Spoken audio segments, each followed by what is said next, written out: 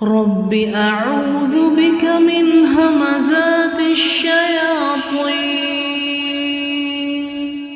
وأعوذ بك رب أن يحضرون.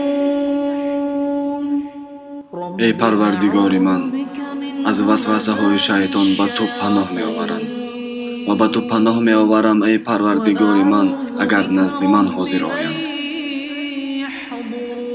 Господи, я прибегаю к Тебе от наваждений дьяволов. Я прибегаю к Тебе, Господи, дабы они не приближались ко мне.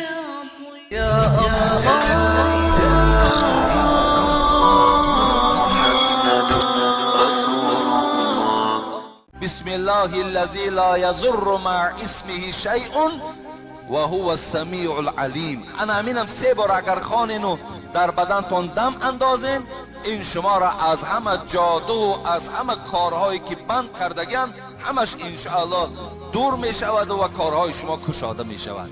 این از بهترین طبابت برای همه ما و شما بندگان خدا. انشاءالله سحر که خیستی همین 3 باری بخوان، در دستان بدمین، در تمام بدنتان مالین. شبم که خواب کردنی شدین انا همین ها را در دستاتان خوانین، در بدنتان مالین.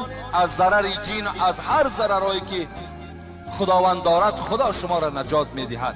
دیگر نه نل بکاو، نه خار بکاو، نه قلنفر بیارو، نه گویم فلان و فلان. اینا هیچ حاجت به اینها نیست دادرای عزیز. اینا هیچ کدامش کشایش و بلا را دور میکردگی نیستند.